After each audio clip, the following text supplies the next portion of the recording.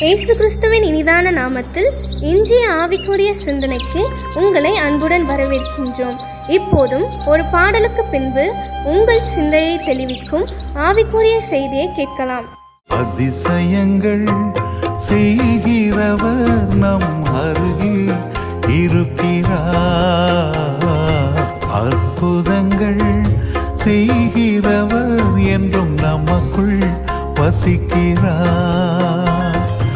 அதிசயங்கள் செய்கிறவர் நம் அருகில் இருக்கிறார். அற்புதங்கள் செய்கிறவர் என்றும் நமக்குள் வசிக்கிறார். நாம் கிரகிக்க கூடாத பெரிய காரியங்களை செய்கிற இயேசுவின் இனிதான நாமத்தினால் உங்களை வாழ்த்துகிறேன். இந்த நாள் நம்முடைய ஆவிக்குரிய சிந்தனைக்காக யோபுவின் புஸ்தகம் 37 அதிகாரம் 5 வாசிக்கிறேன். நாம் கிரகிக்க கூடாத பெரிய காரியங்களை கர்த்தர் செய்கிறார். இந்த வசனத்தின் பின்பகுதி இப்படித்தான் சொல்லுகிறது. யோபுவின் புஸ்தகத்தை வாசிப்போமானால் நிறைய காரியங்களை அதில் பார்க்க முடியும். வானங்களை குறித்து, அதனுடைய சிருஷ்டிப்பை குறித்து, அதே மாதிரி சமுத்திரங்களை குறித்து, காற்றுகளை குறித்து, நட்சத்திரங்களை குறித்து பலவித ஆண்டவருடைய சிருஷ்டிப்பு அது வியக்கத்தக்க விதத்திலே கிரகிக்க கூடாத விதத்தில் ஆச்சரியமாக இருக்கும். அதோடு மட்டுமல்ல, அப்படிப்பட்ட சர்வ வல்லமையுள்ள தேவன் அவர் பெரிய காரியங்களை செய்கிறவர் என்று அந்த இடத்தில் சொல்லுகிறார்.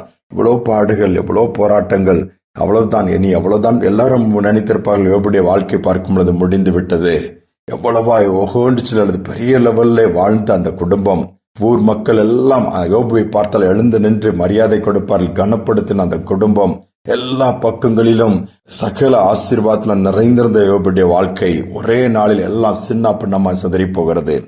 அவ்வளவுதான் முடிந்து நினைத்தார்கள். ஆனால் கர்த்தர் விடவில்லையே. அந்த யோபுவை மீண்டுமாய் தூக்கி நிறுத்தினார். அந்த சூழ்நிலை எல்லாவற்றையும் மாற்றினார். இழந்து போனதை திருப்பிக் கொள்ளும்படியே வைத்தார்.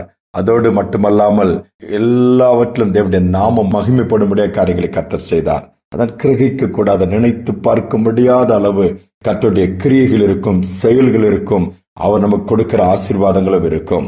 ஒரு சமயம் குறிப்பிட்ட நாடுகளுக்கிடையே சண்டை நடக்கும் பொழுது ஒரு குறிப்பிட்ட நாட்டிலிருந்து விமானத்திலே விமானிகள் எதிரி நாட்டிலே கொண்டு போடும்படியே புறப்பட்டு போய் போட்டுவிட்டு திரும்பி வரும் பொழுது அந்த போர் விமானத்திலே எரிபொருள் இல்லை. என்ன செய்வதென்று தெரியவில்லை. விமானம் விழுந்துவிடும், உடனே தரையிறக்கலாம் காட்டுப்பகுதியில் இறக்கிவிட்டார்கள். அது கடற்கரையும் காடுகளும் நிறைந்த பகுதியாக இருந்தது. பார்த்தால் எந்த இடம் கண்டுபிடிக்க முயற்சி எடுக்கும் பொழுது எதிரி நாட்டிற்குள்ளே இறங்கிவிட்டோமே, மாட்டிக்கொண்டோம் என்று சொல்லி புலம்பினார்கள். அவருக்கு என்ன செய்வதென்று தெரியவில்லை. உடனே ஆண்டவரை நோக்கி கூப்பிட்டார்கள். ஆண்டவரை, நாங்கள் இக்கட்டில் மாட்டிக்கொண்டிருக்கிறோம், எங்களை ஒரு வீச நினைத்தருளும் என்று சொல்லி அவர்கள் அந்த நாளை கழித்திருக்கிறார்கள். அப்படி அந்த கடற்கரை பகுதியை பார்த்து கொண்டு நீந்தி போனாலும் போக முடியாது, இனி எப்படி போவதுன்னு பார்க்கும் பொழுது திடீரென்று தூரத்திலே ஒரு பேரல் மாதிரி ஒன்று மிதந்து வருகிறது. அதை பார்த்து இது பண்ணி பார்த்தால் அது விமானங்களுக்கு நிரப்பக்கூடிய எரிபொருள் அதற்குள் இருக்கிறதை கண்டுபிடித்தார்கள். அவருக்கு ஒன்றுமே புரியவில்லை. சரி, கர்த்தர் வழியை திறந்திருக்கிறான்னு சொல்லி அதை எடுத்து எரிபொருளை நிரப்பி மீண்டுமாய் பறந்து தன்னுடைய தேசத்துக்குள்ளே போய் தப்பித்துக் கொண்டார்கள். எவ்வளவு ஆச்சரியம்! அவர்கள் நினைத்து பார்க்க முடியாத ஆண்டவர் செய்தார். ஆனால் பாருங்கள், அது எப்படி வந்திருக்கும்? ஒரே கேள்வி. ஆனால் பின்புதான் ஒரு நாள் அவர்கள் அறிந்து கொண்டார்களாம். அந்த பகுதியாக ஒரு கப்பல் சென்று கொண்டிருக்கிறது, விமான எரிபொருளை கொண்டு ஒரு தேசத்துக்கு போகும் பொழுது. அப்ப காற்று அதிகமாய் வீசி கடல் பொங்கினபடியினால் அந்த கப்பல் மூழ்கக்கூடிய ஒரு நிலைமை வரும் பொழுது அந்த கப்பல் கேப்டன் அதில் இருக்கிற சில பேரல் வெயிட்டை குறைக்க முடியாது தூக்கி கடலில் போட்டிருக்கிறான். என்றோ நடந்தது பாருங்கள். சரியான நேரத்திலே இவர்கள் கையில் அதில் ஒரு பேரல் கிடைக்கும்படி, அந்த எரிபொருள் கிடைக்கும்படியாய் கர்த்தர் அனுக்கிரகம் பண்ணியிருக்கிறார். நம்முடைய தேவன் செய்கிற காரியங்கள் சிலது உடனே தெரியாது, சிலது புரியாது, சிலது நம் மனதிலும் தோன்றாது, நம்பிக்கை கூட ஏற்பட முடியாத அளவுதான், இனி அவ்வளவுதான் என்கிற நிலைமைக்கு போகும். ஆனாலும் சோர்ந்து போகாமல் ஆண்டவரை உறுதியாய் பற்றிக் கொள்ளுவோம்.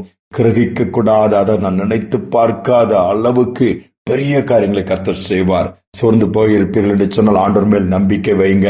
எந்த விதத்திலும் மனம் தளர விட்டு விடாதீர்கள். கர்த்தர் பெரிய காரியங்களை செய்ய காத்து கொண்டிருக்கிறார். வேதம் அதுதான் சொல்கிறது.